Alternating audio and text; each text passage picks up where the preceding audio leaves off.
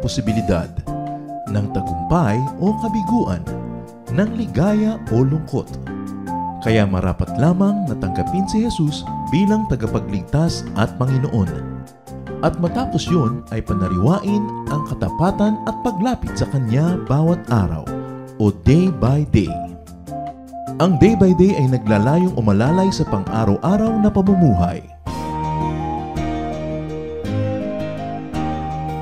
Narito po si Kuya Ed Lapis sa mensaheng pinamagatang Worry, a Needless Drain.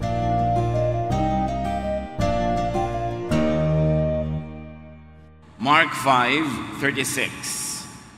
Jesus said, "Don't worry, just have faith." Maraming alalahanin ng tao at ito ang nagpapabigat ng pang-araw-araw na buhay. Ang ating pag-aaral, pinamagatan natin, worry, a needless drain. Isang di naman kailangang pasanin, pero nagpapabigat sa buhay, ang pag-aalala. Salamat Panginoon dahil kayo'y Diyos ng kahapon, ngayon at bukas. At dahil yan ang katotohanan, maaari kaming manahimik, magkaroon ng kapayapaan at katiwasayan. Turuan niyo po kami na maunawa ang iyong katuruan tungkol dito. At nawa ang iyong kaliwanagan ng siyang maghari sa aming buhay. Palakasin niyo po ang aming katawan, ang aming isip at pananalig, at ngayon maghari kayo sa aming puso. Lord, we ask you to be our preacher, our teacher. In the name of Jesus, your Son, we pray with thanksgiving. Matthew 6:25-26, isa sa mga pinakamadalas pag-aralan na bahagi ng Gospels, pero napakakonti ng application sa buhay.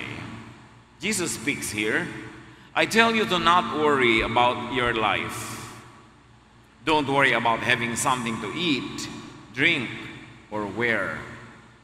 Isn't life more than food or clothing? Look at the birds in the sky.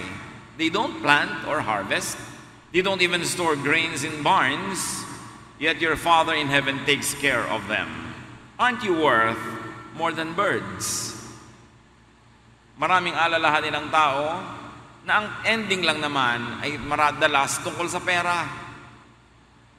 Natatakot magutom, natatakot na walang ipambili ng pagkain, ibayad sa mga bayarin, natatakot mawalan ng trabaho, natatakot din magkasakit dahil baka magastos ang gamutan, mawala ng hanap buhay, natatakot na mabaon sa utang, sumabit sa mga utang dahil baka hindi mabili ang mga kailangan. Maraming takot tungkol lang talaga sa sikmura. Maraming mga mukha at hugis ito, pero ang ending tungkol lang naman sa mga basic needs, basic necessities. Kakainin, iinumin, panggastos. And the main point of Jesus here is that God provides at least the necessities. Yan ang isang talagang ipinangako. So ang kanyang tunay na itinuturo, do not worry. Do not over-worry to the point that you overthink. Hindi sinasabing do not think about your needs. Pero pag sinasabing do not worry, ibig sabihin lang, do not overthink. Isipin up to a point. Isipin hanggang merong pwedeng magawa ang ating mga kakayanan. Pwede nating mapalitan ng sitwasyon, mabago ito, pero not to the point na isip ka ng isip kahit wala ka namang magagawa para baguhin ang sitwasyon. Do not worry. Do not overthink. Matthew 6:27-30. Can worry make you live longer? Why worry about clothes? Look how the wildflowers grow. They don't work hard to make their clothes. But I tell you that Solomon, with all his wealth, wasn't as well clothed as one of them. God gives such beauty to everything that grows in the fields, and even though it is here today and thrown into a fire tomorrow, He will surely do even more for you. Why do you have such little faith? Itong pagtuturo na ito ni Jesus ay talagang tamang-tama sa 99.99% of people. Sabi niya, lagi kayo nag-aalala tungkol sa kakainin nyo at iinumin. At dahil ngayon, cash economy na tayo, pwedeng sabihin, lagi kayo nag-aalala tungkol sa pera. Nakikita nyo ang mga ibon, pinapakain ng Diyos, mas mahalaga naman kayo kaysa sa kanila. At lagi kayo nag-aalala, anong isusuot natin? Hindi na lang ngayon basic needs, kundi yung mga anong itsura ko, ano ang aking image, anong aking packaging, maganda ba o pangit. Hindi na lang basta pagkain, masarap ba o hindi masarap. Bakit kayo nag-iisip ng mga ganyan? Kitang-kita nyo na nga sa paligid nyo ang mga damo, ang gaganda nila kahit hindi sila gumagawa ng tela. Hindi nila dinadamitan ng kanilang sarili. Ang Diyos ang nagdadamit sa kanila, kaya ang gaganda nila. Kung yung mga damo, nasasandali lang ang buhay, dinadamitan ng maganda, kayo pa kaya? Bakit ang liit ng inyong pananalig? Here, Jesus has another main point. And he says, God also provides the embellishment, the beautification. Hindi lang ibinibigay ni Jesus yung pinaka-kailangan, may dagdag pang ganda at dekorasyon. Worry does not achieve anything good. Kung sa una sinabi niya, worry will not put food on your table, worry will not give you the money that you need, neither will worry beautify you. Hindi ka pagagandahin. Diyos pa rin ang nagpapaganda sa iyo. At sabi, kahit na mo'y pinapaganda, ikaw pa kaya na higit namang mas mahalaga. Napakalinaw ng ginawa niyang example, kasi napakalinaw din naman na nakakalimot tayo madalas sa katotohanan na ang Diyos ang tunay na nagmamahal, nagpapakain at nagpapaganda sa buhay natin. Hindi pera, ni hindi kalusugan, siya. Kahit walang kalusugan, pwede tayong mabuhay. Kahit hindi perfect ang buhay natin, tuloy ang buhay. Sino ba ang perfect ang health? Pagbalahat tayo, nagpasuri, nag-blood test, nag-x-ray, nag-ultrasound, ipinacheck mo lahat, ang iyong ngipin, ang iyong gilagid, ang iyong mga balon-balunan, ang mga kuko mo, ang iyong balat. Sino ang perfect? Wala. Ang sinasabi ni Jesus dito, kahit hindi perfect ang buhay, kahit marami kayong gustong wala, tuloy din ang buhay, kaya huwag kayong mag-alala. Life goes on. At nakakapagtaka nga yung iba, matagal mo nang inaasahang nailibing, buhay pa pala. Ang tagal-tagal na isang bulatya na lang hindi pumipirma sa kanyang death warrant. Naunahan pa yung siyang sa kabilang buhay ng iba. You can never tell. Hindi ko mo ang tao ay walang trabaho, walang hanap buhay, ay wala na siyang future. Ngayon lang yon. Sino makakapagsabi bukas? Hindi ko mo ang tao ay hindi malusog, may sakit, may karamdaman, ay dapat na siyang malungkot ng sobra-sobra. Siyempre, hindi yun nakakatuwa. Pero hindi dapat sobrang ilungkot dahil buhay pa siya. At nakakatiyak ba tayo na mauuna nga siyang sumakabilang buhay kaysa dun sa ang lulusog?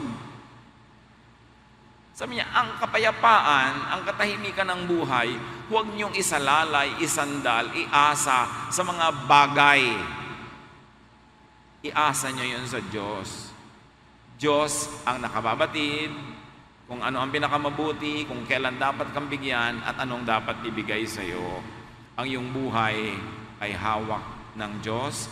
Hindi ito nakasalalay sa iyong mga ari-arian, sa iyong trabaho, ni sa iyong kalusugan. Matthew 6:31-33. Don't worry and ask yourselves, will we have anything to eat? Will we have anything to drink? Will we have any clothes to wear? Only people who don't know God are always worrying about such things.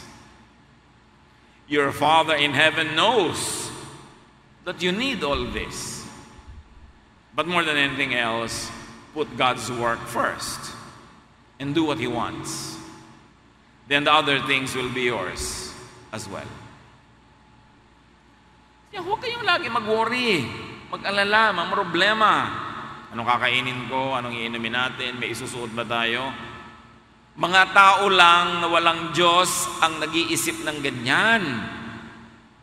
Sabi ni Jesus, hindi bagay kahit kaninong nananalig sa Diyos na nag-aalala sa mga bagay na yan, kasi yan ay Diyos ang nagbibigay. Hindi naman lahat ng masipag nagkakahanap buhay. Hindi naman lahat ng tamad, gutom, madalas pa nga sila ang overfed. Hindi lahat ng malusog ay mahaba ang buhay, hindi lahat ng may sakit ay namamatay agad. Hindi natin alam yan, kaya hindi ka dapat mag-alala. Mamamatay ba ako? Problema yan ng Diyos, hindi mo yan problema. Ang problemahin mo kung paano ka mabubuhay at kung paano mo bubuhayin ang walang kabuhay-buhay mong buhay. Kasi kung kukunin ka na ng Diyos, wala namang makakapigil sa Kanya. Even if you're in the pink of health. Pero kung ayaw ka pa niyang kunin, meron nga 3 beses na nagpapakamatay, buhay pa. So hindi natin inaalala kung kailan tayo mamamatay o mabubuhay. Yon ay alalahanin ng Diyos. Sabi niya, alam ng iyong Ama sa langit na kailangan mo lahat yan. Alam ka namang mas marunong ka pa sa Kanya. Alam niya yan. Ang atupagin nyo, sabi ni Jesus, put God's work first. Do what He wants. Unahin nyo ang gawain ng Diyos. Unahin yung sundin siya. At matapos yung unahin yun, susunod na rin yung iba. Worry is for people who do not have and do not have belief in God. Worry is for people who do not know what really matters. And what does matter? Jesus has another prescription. His main prescription is this: do not focus on your needs and your wants. Not even basic needs. Pag laging yan ang inisip nyo, mag-aalala talaga kayo, kakarinkles lang kayo. Meron na ba kayo talagang kilalang namatay sa gutom? Meron namamatay na empacho, na sobrahan. Kakakain, dumami sobrang kolesterol, dumami lang mga kung ano-ano mga masamang bahagi ng buhay. Pero gano'ng karami na talaga yung namatay dahil sa gutom? Hindi proportionate yung numbers ng namamatay sa gutom sa number ng nag-aalala na mamatay sa gutom. Hindi tayo supported by statistics para magkaroon ng scientific basis ang ating pag-aalala. Pero pansinin nyo, ang teaching ni Jesus, sabi niya, huwag kayong mag-isip ng kakainin, iinumin, isusuot. It was very revolutionary. Why? Because during His time, 90% of the people were always hungry, sick, needy, almost naked. Kasi ang kayamanan ng buong sangsinukob, hawak lang ng royalty at ng konting ruling families. Karamihan ay mga alipin, mga patay gutom, isang kahig, isang tuka, halos walang maisuot o walang pambihis. At sa disyertong kinakalagyan nila, madalas ay halos walang mainom, maraming tagsalat, maraming mga gutom. Tapos sa setting na yon, sinabi ni Jesus, huwag nga yan ang pag-iisipin nyo, hindi yan ang mahalaga. Isipin nyo kung gaano ka revolutionary yung idea na yon. Samantalang, it seemed to be the most natural thing to worry about. Pero sabi ni Jesus, you are all wrong. Inuubos nyo ang inyong lakas sa mga bagay na hindi nyo dapat pag-ubusan ng lakas. It was a new idea because everyone was focused on necessities. Ang sabi ni Jesus, gusto nyo kumain, gusto nyo uminom, gusto nyo madamitan, pues, huwag pagkain, huwag inumin, huwag damit. Ang isipin nyo, Diyos ang bahala doon. Ang isipin nyo ay kung paano bibigyan ng kasiyahan ng Diyos para bigyan kayo ng makakain, maiinom at idadamit. At ito ang inyong pagtuunan ng pansin, sabi ni Jesus. Kung talagang gusto nyong kumain, mabuhay, magkaroon ng mga pangangailangan, focus on doing God's work, on what God wants. Pag ginagawa mo ang gawain ng Diyos, empleyado ka ng Diyos. Pag empleyado ka ng Diyos, di problema na Diyos sa pasweldohan ka.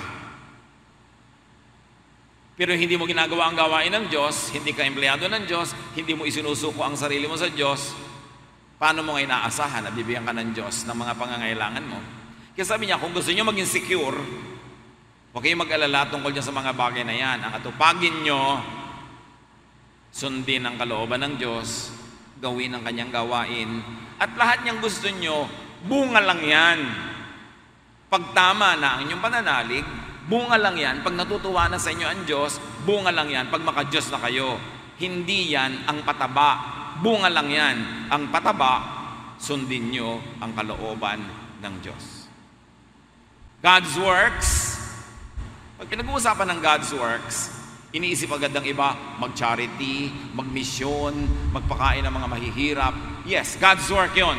Pero hindi lang yon ang God's work at hindi yon ang tinutukoy ni Jesus dito. God's work is not always ministry or service or sacrifice, though all of those are really part of God's work. But what is God's work that will change your life, that will bring God's blessing? The real work of God. Dalawa kasi ang work of God eh. Yung panglabas, yung nakikita, yung nagagawa ng kamay at paa, yung pagtulong sa mahihirap, pagsasabog ng salita ng Diyos, yung pagmamahal sa kapwa, gawa yan ng Diyos. Pero panglabas, ang mahalagang gawa ng Diyos, na madalas ay hindi natin napapansin kasi busy tayo doon sa panglabas na gawa ng Diyos, yung pangloob. It is the coming, the reign, and the fruition, the fulfillment of God's kingdom in your heart. Remember that God's kingdom is our heart. Pag sinabi natin na palawakin ang kaharian ng Diyos, laging iniisip natin, mag-convert na mga tao, dumami ang mga believers, dumami ang mga charities, dumami ang mga pagtuturo. Yes, that's part of it. But that is the outward kingdom of God.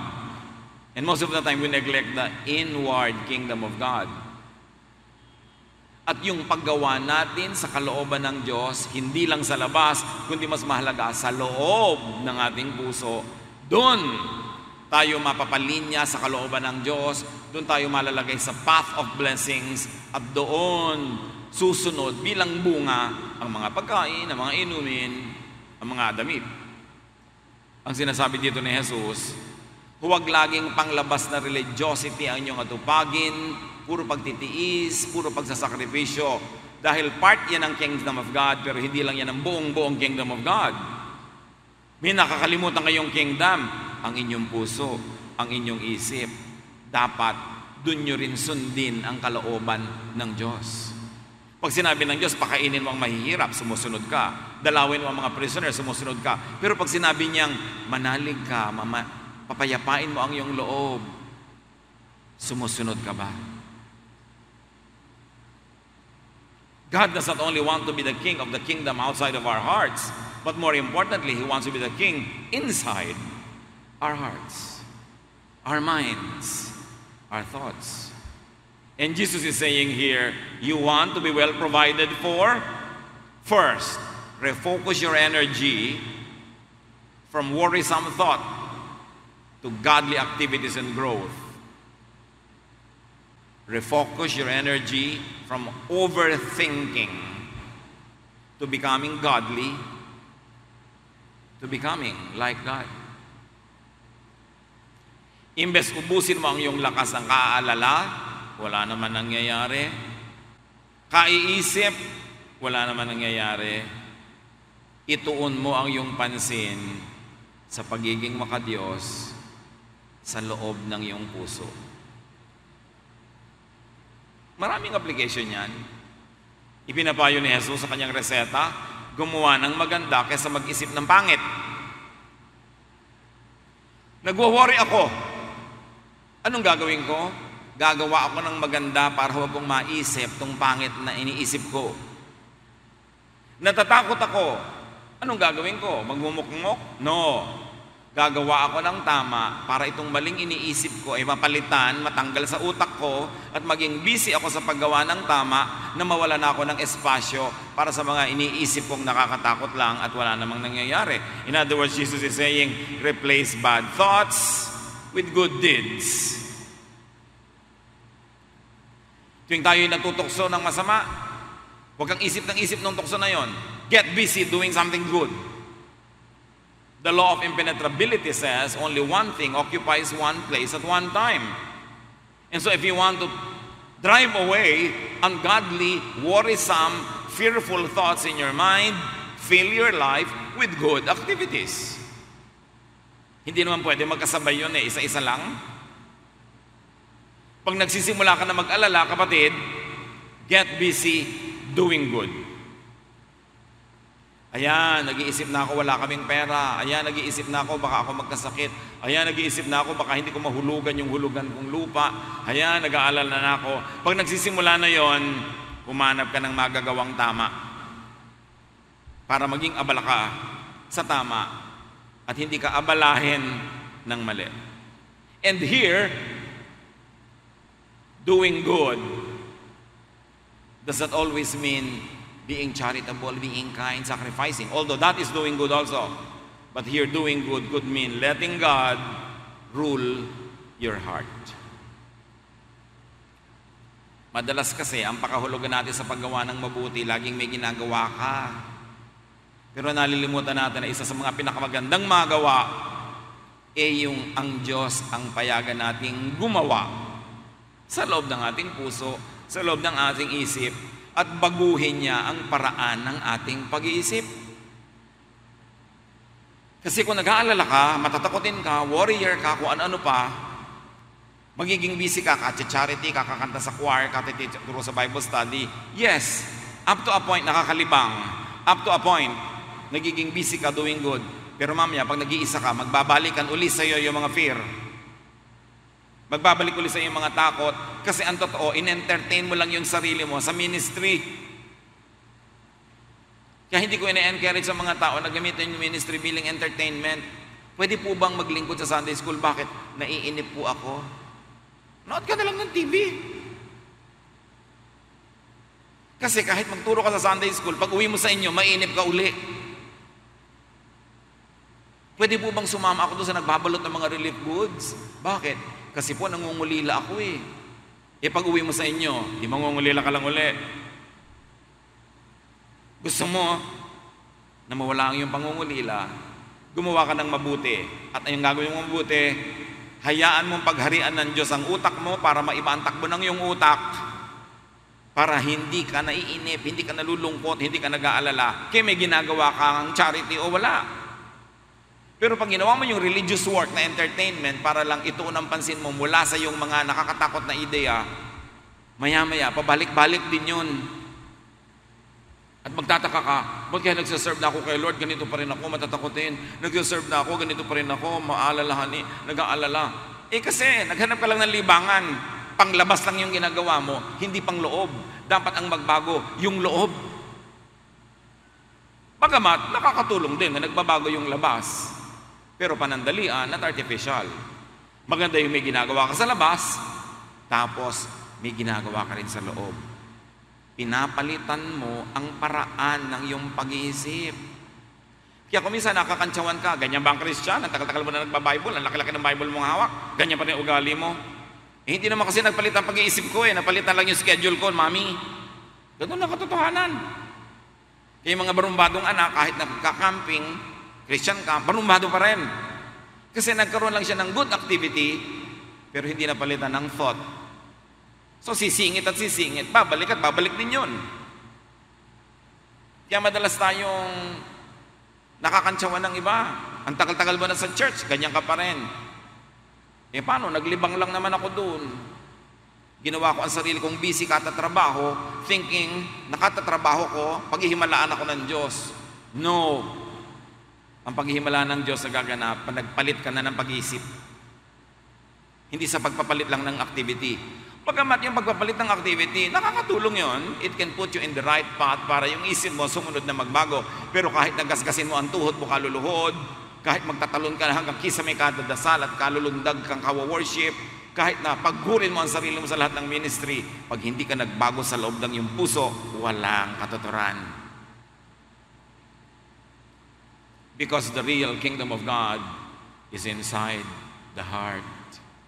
At ang tunay na godly activity, hindi lang yung panglabas na charity and service, kundi yung pagsusuko ng paraan ng pag-iisip para sumunod ito sa pag-iisip ni Jesus.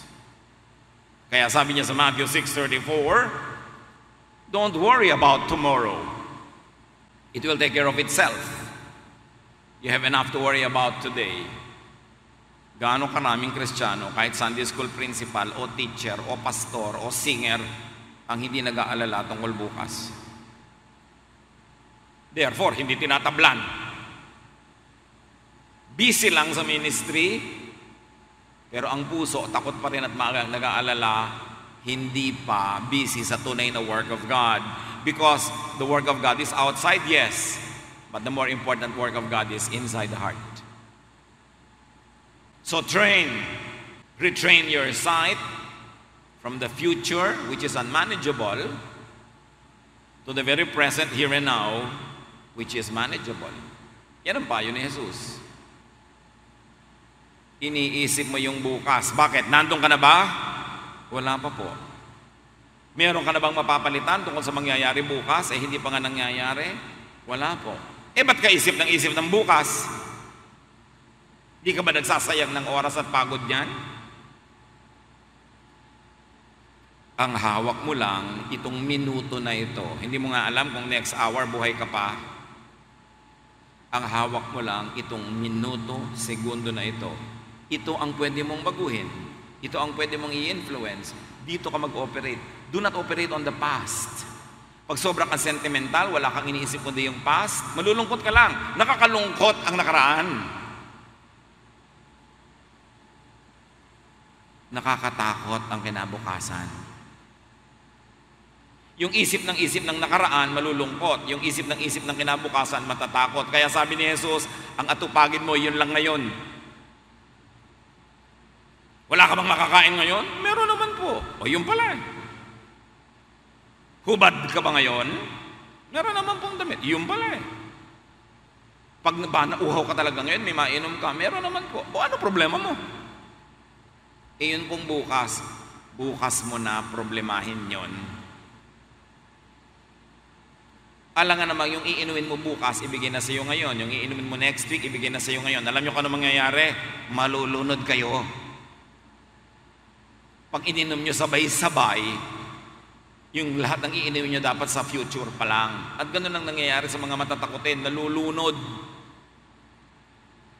Kaya ang dapat disiplinahin, ang isip. Pag heto lumulubog na naman ang araw, naaalala mo lahat ng mga mahal mo sa buhay na namatay, malulungkot ka talaga. Sundan mo na, magpalibing ka na, sige na, para magkasama-sama na kayo. Ayaw mo naman, tigilan mo na kaiisip.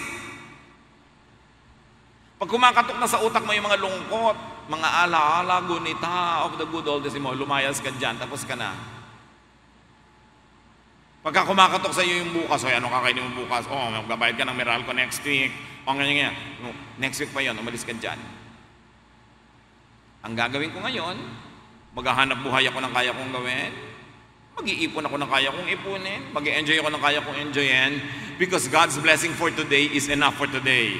But if you divided God's blessing for today between your needs today and your needs tomorrow, it will never be enough.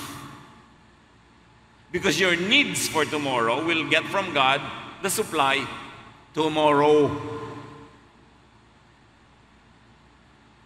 Ngayon, kung yung lakas ng loob mo ngayon, hahatiin mo pa sa ngayon at sa nakaraan na, kulang na naman. Kaya ang tao, laging kulang, they don't focus on the here and now. Kahit yung mga nagkaroon ng bagong boyfriend, ang saya-saya sa simula, kasi present lang siya.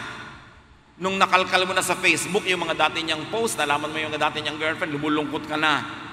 Tapos na nga yun ikaw nga ang present. Kaya nga ang tawag doon, X. Bakit pati X? Hinuhukay mo pa. Lulungkot ka. Tapos nakita mo lang na may makakasama siya sa outing next week ng company nila. Nagsisimula ka na magselos. Wala pang nangyayari. 99% of your worries are only in your imagination. Kaya sabi niya, don't worry. Philippians 4:6-7. Don't worry about anything, but pray about everything. With thankful hearts, offer up your prayers and requests to God. Then, because you belong to Christ Jesus, God will bless you with peace that no one can completely understand. And this peace will control the way you think and feel. So you see, it's a mental process. Religiosity is concerned about activities. Spirituality is concerned about thoughts. Ang relihiyoso, maraming ginagawa yung katawan. Gumagapang, tumatalo, naglilingkod, kung ano-ano, yumuyuko. Pero ang spiritual, sa isip umaandar ang lahat. Nilulupig, ginagapi niya ang mga negative thoughts. Pinagtatagumpay niya at pinananaig ang mga positive thoughts. Dahil ang utak natin ang tunay na trono ng Diyos. Pero pag ang pinaupo mo doon si Satanas, ang nagiging bunga sa utak mo, takot, pag-aalala, pangamba, selos, lahat na. Kaya sabi ni Jesus, hayaan mong ako ang maghari sa iyong puso. Sabi ng Philippians, gusto mo mag-alala, libangan mo mag-alala, huwag na lang, manalangin ka na lang. Ganon din naman yun eh. Mag-aalala ka, manalangin ka na lang. At ang panalangin mo, mapagpasalamat ka. Mag-roll call ka ng mga blessings sa buhay mo. At iparating mo sa Diyos ang iyong mga kahilingan, hindi dahil hindi niya alam, dahil alam na niya yun, just to make yourself feel good, na nasabi mo, naihinga mo, pero kahit hindi mo sabihin, alam na niya yun. Do not pray to inform God. Kaya maraming prayer, therapeutic lang. You feel good. It's for your consumption. It's not for God's information. At sabi niya, pag nanalangin ka, ng totoong panalangin, tunay na nagpapasakop ka sa Diyos, paghaharian ka ng kapayapaan. Matitiwasay ka. Matatahimik ang iyong loob. Sa paraan na di kayang maintindihan ng sanlibutan. Kasi ang sanlibutan, warrior. Hindi ka nila maintindihan kasi nasa ibang level na ang iyong utak. Sabi, at pag naghari na ang kapayapaan sa iyong puso, yun dapat mauna. Ang bunga ng panalangin na totoo, kapayapaan. So niya, pagpayapa ka na, yung kapayapaan na yan, ang siyang maghahari sa paraan ng iyong pag-iisip at sa iyong damdamin. The peace from God, because of the prayer of faith, will control the way you think and feel. So pray instead of worry. Yung natutokso ka na mag-alala, magdasal ka. And be thankful instead of worried. So imbes na isa-isahin mo ang iyong mga pangangailangan na nakakatakot, isa-isahin mong pasalamatan ang lahat ng naging pangangailangan mo na ibinigay naman ng Diyos, kaya buhay ka pa nga ngayon.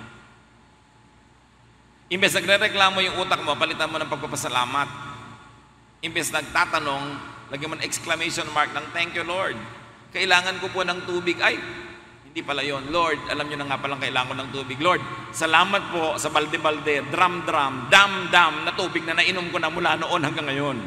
Pag naalala mo ang lahat ng kabutihan sa iyo ng Diyos, lalakasan yung pananalig na naging mabuti siya noon, magiging mabuti pa rin siya bukas, matatahimik ka. Yung Lord, wala po akong sapatos na pula. Ay, Lord, salamat po pala dahil narigyan ako ng sapatos na red, orange, green, indigo, blue, violet, rainbow na pala ang mga naging shoes mo noon. Wala ka lang ngayon ang gusto mong style, yun ang pinofocus mo, kaya ka nagre-reklamo sa buhay. Ipagpasalamat mo nga na meron kang paa. Ay, wala nga pala ako sapatos, pero may paa naman ako. Thank you, Lord. Kaya pagka tayo nag-aalala, ang una mong gawin, manalangin ka at isa-isahin mo ang lahat ng dapat mong ipagpasalamat sa Diyos. At sa haba nakatulog ka na lang, nakalimutan mo na mag-alala. Alam niyo kung anong tunay na magandang gawin? Pag may takot, pag may alalahanin, just survive the moment. Just survive the minute. Patalsikin mo yung negative idea, punuin mo ng positive. Mamaya, wala na yun. Iba na yung mood mo. Tapos na. Kailangan mo lang makalampas. Pero pag may negative idea ka, may takot, tapos in-entertain mo pa, dinagdagan mo pa ng drama, lalo ka pa nagreklamo sa Diyos, lalong lulubog ang iyong kalagayan. So it's all in your mind. That's why you have to control your mind. The true work of God, half lang yung mga panglabas ng mga charity, kindness, ministry. The true work of God that we should allow Him to do and we should cooperate in making Him do is to change our mind. And God will bless you with peace. Sabi ng Philippians, not with your specified solution or answer to your worry. Diba sabi, and God will give you peace? Hindi naman sinabi, and God will give you what you ask for eh.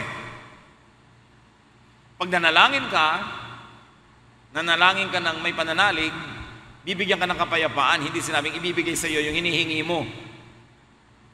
Ang ibibigay sa iyo, higit doon, kapayapaan. Because a prayer of faith will bring peace to your mind. At pagpayapa na yung utak mo, kaya dumating o hindi yung sapatos, yung kotse, yung pera, payapa na yung utak mo, okay ka na. Pero kahit dumating yung sapatos, pera, kotse, hindi nun payapa yung utak mo, hindi ka pa rin okay nun.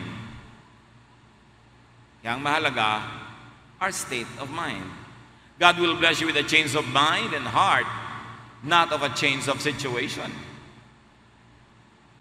Ang dapat nating hingin sa Diyos at payagan ng Diyos na gawin, yung mapalitan, hindi yung ating kalagayan, kundi mapalitan ang ating pag-iisip. Kahit nakakulong ka sa loob ng isang preso, kung malaya ang espiritu mo, hindi mo yun mararamdaman. Pero kahit ang laya-laya ng katawan mo, pero nakakulong ang iyong espiritu, isa kang bilanggo. At maraming bilangguan ng isip. Ang dami-dami mga tao, kahit nagapangan ng isip, ng ipis, tirahan ng ipis ang kanilang mga tenga, gapangan ng buhok, baliwala lang. Pero meron takot na takot. The same ipis, magkakaibang tao, ibang effect. Kasi yung takot, prisoner yon. Ano mga kinakatakutan natin? Yun ang ating mga kulungan. Itatanong mo, bakit takot na takot ako sa ipis? Yung kapatid ko hindi. Naupa na nga niya, napisa na yung ipis, hindi pa niya napansin. Bakit siya tahimik, ako hindi tahimik? Kasi natatakot ka. Paano ka matatahimik? Ipanalangin mo mawala ang ipis sa planeta? Imposible yun. Ang ipanalangin mo, mawala yung takot mo. Baguhin mo ang iyong isip kaysa baguhin mo ang mundo. Baguhin mo yung attitude mo tungkol sa iyong asawa kaysa panalangin mo, baguhin siya ng Diyos. It's all in the mind. And when you have faith and you pray, God will bless you with serenity that is beyond logic or comprehension, that is beyond common sense. The real blessing is change inside the mind, not in outward or outside events. Ang tunay na pagpapala hindi yung yumaman ka. Ang pagpapala na bago ang pag-iisip mo na feeling rich ka, kahit di ka rich, di feeling rich ka, masaya ka. Pero kahit rich ka, tapos hindi ka feeling rich, you're feeling miserable, you're feeling poor ka kahit ka bilyonarya. It's the feeling that matters, not the outside reality. Kahit ang bahay mo, palasyo, kung hindi ka nasisyahan, miserable pa rin ang feeling mo. Yung nakatira sa simpleng bahay na nasisyahan, mas maganda ang pakiramdam nun kaysa doon sa hindi maganda ang pakiramdam na mayaman. Pero kung mayaman ka na, tapos maganda pa yung kalooban mo, di doble-doble blessing. Kaya yung mga mayayaman na, pinayaman na ng Diyos, binigyan na ng kagandahan, binigyan ng kasikatan, ng kapangyarihan at ng pera, tapos hindi pa rin kayo kontento, mahiya-hiya naman kayo sa Diyos. Binigyan ka na ng maraming pera, pera pa rin ang worry mo, ba't hindi ka na lang magpa-facial grafting at palagyan mo ng peso o dollar sign ang iyong mukha kasi mukha ka ang pera. May pera ka, tapos pera pa rin yung worry mo, nakakahiya na yan. May asawa ka na, may pamilya ka na, may anak ka na, ang lungkot-lungkot mo pa rin sa buhay. Yung iba nga, ulilang lubos, walang pamilya, walang asawa, walang anak. Ikaw, ang dami-dami mo ng mga tao sa paligid mo, puro ka pa rin reklamo. Nakakahiya na yan. Umasenso ka na, naiinggit ka pa doon sa mas mataas sa'yo. Mali na yan. Hindi yung mga bagay sa labas ng ating puso ang mahalaga, kundi yung mga iniisip natin sa loob ng ating utak. Yun ang nagpapasaya. yun ang nagbibigay ng kapayapaan at katahimikan. That's why real spirituality is about change in the way we think. Kailangan ipagdiinan yan kasi yan ang nakakalimutan. Kasi ang nakikita lang natin, what is visible, what is audible, what is tangible. But real spirituality cannot be seen. It happens in the mind. Your mind, your thought, is your immediate, effective, and working reality. Your thought is your reality, not the outside world. Kasi, kung nasa elevator ka at takot na takot ka, yung iba hindi, ang reality mo, fear. Ang reality nila, hindi. Although pareho ang outside reality nyo, pero iba yung loob ng puso nyo at ang inyong isip, magkaiba ang inyong nadarama. When worried, change your thought, not your situation. Especially if you could not be changed. Especially if the situation could not be changed immediately or easily. May mga bagay na binabago kung kaya at pwede. May mga bagay na tinatanggap na lang para ka matahimik. Tulad ng asawa, mababago mo pa ba yan? Tanggapin mo na lang para ka masaya. Napapalitan ba ang magulang? Napapalitan ba ang anak? Napapalitan ba yung general features ng katawan natin na hindi nakakaya ng cosmetic surgery? No. So instead of problematizing it, appreciate it, celebrate it. Be thankful. When worried, change your thought before changing your situation. Romans 12:2, let God change the way you think. John 3:3, Jesus replied, I tell you for certain that you must be born from above, that you must be born again before you can see God's kingdom. Gusto mong pagharian ka ng Diyos? Baguhin mo muna ang iyong pag-iisip. Kasi pag ikaw ang nakaupo sa trono ng iyong isip, walang lugar para sa Diyos. Ang tunay na kaharian ng Diyos ay ang isip, hindi mga ulap, hindi himpapawirin ang utak ng tao.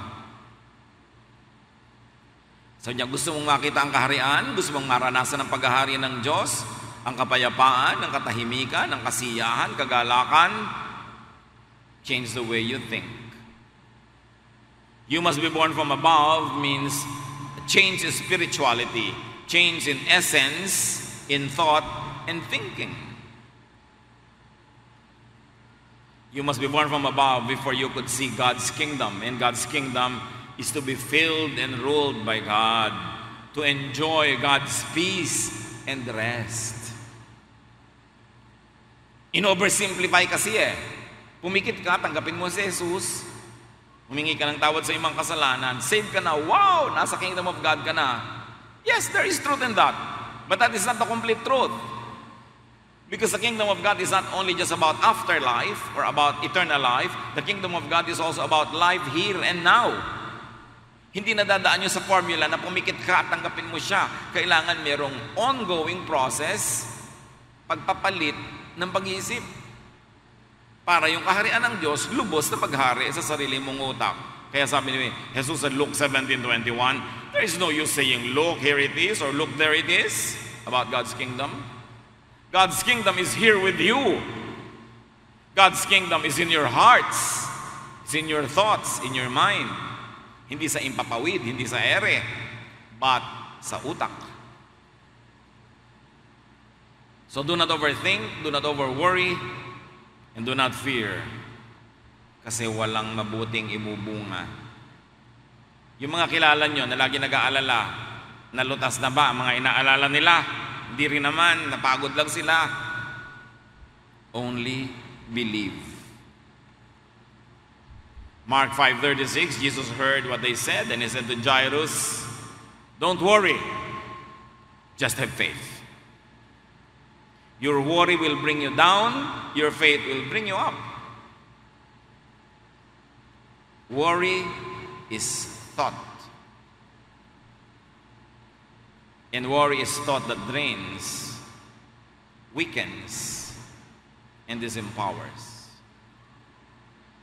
Yung pag-aalala ay nasa isip lang, pero yan ang isipin na sumisip-sip sa iyong lakas, nagpapahina, at nag-aagaw ng iyong kaligayahan. Ang kabaligtaran ng worry is faith. Faith is thought. But it is thought that charges and recharges, strengthens and empowers. So choose. Pipili ka, yung nakakapagpahina na pag-aalala o yung nakakapagpalakas na pananalig. It's your choice. So it is important to teach, train, and discipline your mind to not worry, to not think of and look at fear, but to have and operate by faith. Ang tinititigan, nasusundan. Pag tumitig ka sa nakakatakot, doon ka susunod sa nakakatakot. Kaya dapat ang titigan mo ay ang Diyos, padanalig, at doon ka masusunod. 2 Corinthians 5:7, for we walk by faith, not by sight. Naglalakad kaming nakapikit. Hindi yung nakikita ng mata ang inaasahan namin na gagabay sa amin. Ang inaasahan namin gagabay sa amin ay ang aming pananalig. Kahit pa nga ang pananalig, kuminsan ay hindi mukhang kapanipaniwala dahil ang nakikita ng mata ay nakakatakot, threatening, but we walk by faith, not by sight. Romans 12:2, do not conform to the pattern of this world, but be transformed by the renewing of your mind. Huwag ka na makiayon sa pag-iisip ng sanlibutan, kundi hayaan mong mabago ka sa pamamagitan ng pagbabago ng paraan ng iyong pag-iisip. James 1:6-7, you must believe and not doubt. Because the one who doubts is like a wave of the sea, blown and tossed by the wind. That person should not expect to receive anything from the Lord. Kailangan ka manalig at huwag kang mangamba, huwag kang magalinlangan. Kasi ang nag-aalinlangan, ang nagdududa, ay parang sinisiklot-siklot ng mga hangin at alon, galaw ng galaw, ikot ng ikot, pero walang nararating. At huwag mong asahan na kung ikay nagdududa, ay tatanggap ka ng pagpapala. Anong pinakamahalagang disiplina, mga kapatid? Disiplinahin ang isip na magtaboy agad ng mga worries and fears. At ang pagbuksan, ang entertain, ay ang pananalig sa Diyos, ang pagiging mapagpasalamat, dahil yun ang nagbibigay ng kapayapaan, at pagpayapa na yung loob mo, doon umaayos ang lahat. Mark 9:23, everything is possible for one who believes. The mind that believes is a very powerful mind. So the work, the project is this. Let God rule your mind. Let God change the way you think. At paano mangyayari yon? Kilalanin si Jesus, pag-aralan ang mga turo ni Jesus, at yun ang ilagay sa isip, at yun ang sundin. Kung merong ibang humahalina, umaakit sa atin na sundan sila, ang sundin si Jesus. That is how you change your mind. Ang pagbabago ay laging may dalawang nagaganap. Para magbago, meron kang isang tatanggalin at meron kang isang bagong tatanggapin para magkaroon ng pagbabago. So sa utak mo, ganito ka mag-isip, tatanggalin mo yon, papalitan mo ng ibang paraan ng pag-iisip. Sasabihin mo, talagang ganun ako mga tuwiran. Hindi ka magbabago. Para magbago yan, yung dati mong pangangatwiran, itatapon mo at lalagyan mo ng bagong pangangatwiran. Pangangatwiran ni Jesus. Ngayon, kung may dati ka ng pangangatwiran na maka-Jesus na, hindi mo na dapat palitan. Pero maraming dapat palitan. Change is giving up something and replacing it with something else. Change is giving up the old and replacing it with the new. Pag dalawang bibe ang hinabol mo, wala kang aabutan ni isa. At ganoon din yon. Dalawang isipin, dalawang paraan ng pag-iisip, ang pinagkakasya mo sa iyong utak, walang mangyayari. You have to focus on only one, focus on Jesus. Kaya sabi niya, unless a man is born again, unless a man is changed in the way he thinks, yun ang ibig sabihin ng born again, ha? Hindi ibig sabihin ng born again, ay, nagpabaptize na ako, ay, may dala na akong Bible, ay, nagsa-Sunday school na ako. Mga bahagi lang yun ng pagiging born again. Ang tunay na born again, napapalitan ang pag-iisip. Unless a man is changed in the way he thinks, he cannot see the kingdom of God kasi may takip ang kanya mata and he cannot enjoy godly peace. Why worry and be drained when you can believe and pray? It's your choice. Aming Diyos, pakalinawin mo sa amin na pumipili lang naman kami kung mag-aalala o magtitiwala, kung magre-reklamo o magpapasalamat, kung mag-iisip o mananalangin. Papagliwanagin mong isip namin para hindi kami magulo ng mga gumugulo. Maging matibay ang aming pananalig at mapagharian kami ng kapayapaan sa aming buhay. Tuwing natutokso kaming isipin ang mga pangangailangan namin na baka hindi dumating, ipaalala mo na sa hinaba-haba ng buhay namin, ay dumating naman lahat ng pangangailangan namin. So walang dahilan para pagdudahan namin, darating pa yung mga natitira. Palakasin mo ang aming pananalig, payapain niyo kami. Manahimik tayo at lumapit sa Panginoon.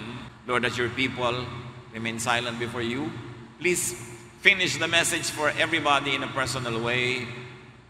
Make everyone hear your personal counsel. Be quiet in the presence of the Lord and hear His voice.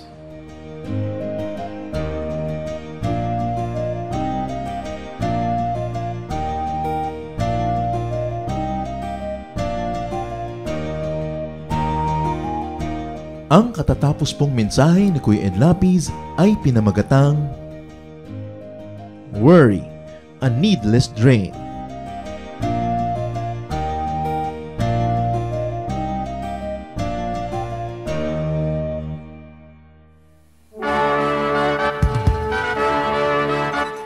Halina't sama-samang sumamba at magdiwang sa Day by Day Jesus Celebration kasama si Kuya Ed Lapiz. Bulwagan ng Panginoon PICC, one Sunday a month, Philippine International Convention Center, Rojas Boulevard, Pasay City. All other Sundays sa mga day-by-day mini bulwagan ang pagtitipon. Para sa buwan ng Setyembre, gaganapin ito sa September 1, 2024. 8 a.m. ang First Jesus Celebration, 10 a.m. naman ang Second Jesus Celebration. Para sa iba pang detalye, bisitahin ang ating official Facebook page, Day by Day Friends.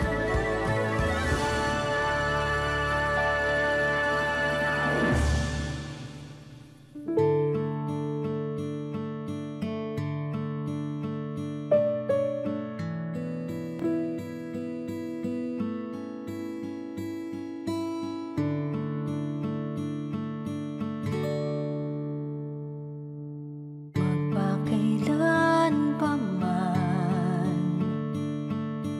magpakailan